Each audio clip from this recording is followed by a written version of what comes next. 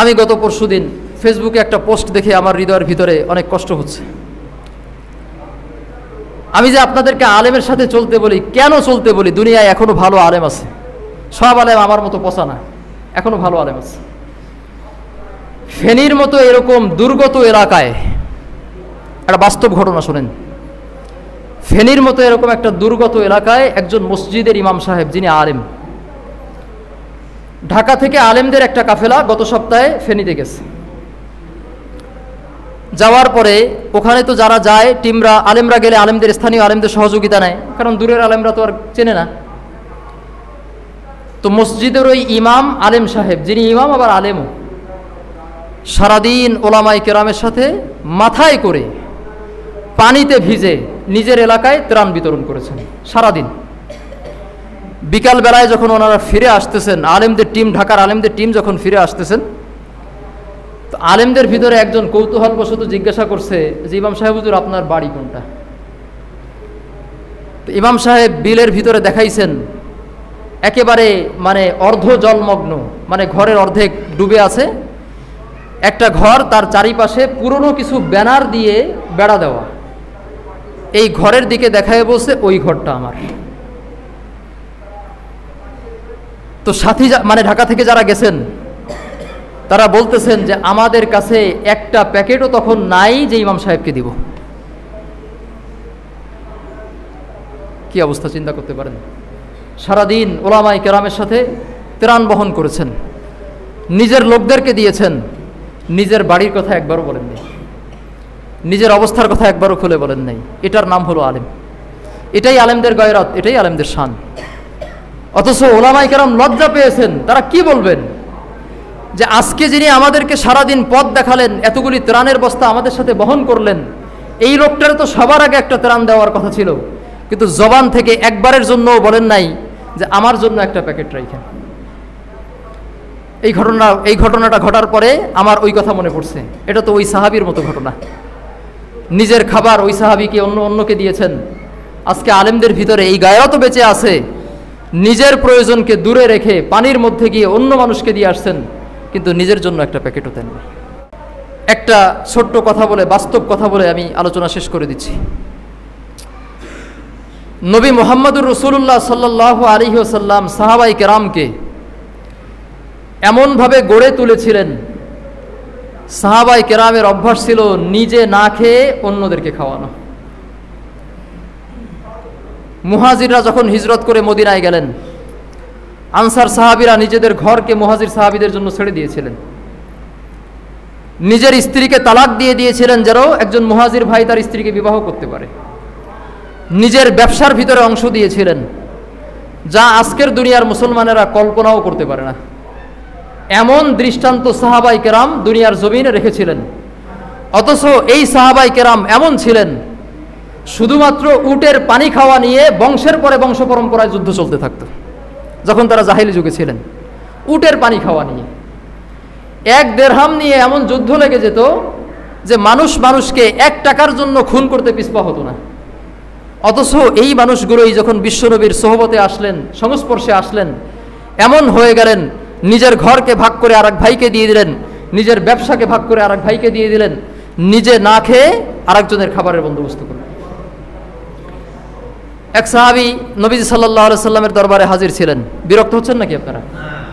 এক সাহাবী নবীজি সাল্লাল্লাহু আলাইহি সাল্লামের দরবারে হাজির ছিলেন। নবীজির কাছে মেহমান আসছে। তো নবীজি সাল্লাল্লাহু আলাইহি সাল্লামের কাছে তো তেমন কিছু থাকে না, আমাকে হুজুরের যেমন পকেটে কিছু থাকে না, নবীজির ওরকম। আমরা নবীজির কাছ থেকে এগুলো শিখছি আর কি। তো নবীজি মেহমানকে মেহমানদারি করাবেন কি দিয়ে? তা সাহাবীদেরকে বললেন, কেউ আছো আজকে আমার এই মেহমানকে তোমরা মেহমানদারি করাবে? তো এমন এক সাহাবী এই মেহমানকে মেহমানদারি করানোর জন্য রাজি হয়েছে, যেই সাহাবীর ঘরে মাত্র একজনের খানার বন্দোবস্ত আছে, অথচ তার ঘরে তিনি নিজেও ছিলেন, তার স্ত্রীও ছিলেন, আবার একজন মেহমান।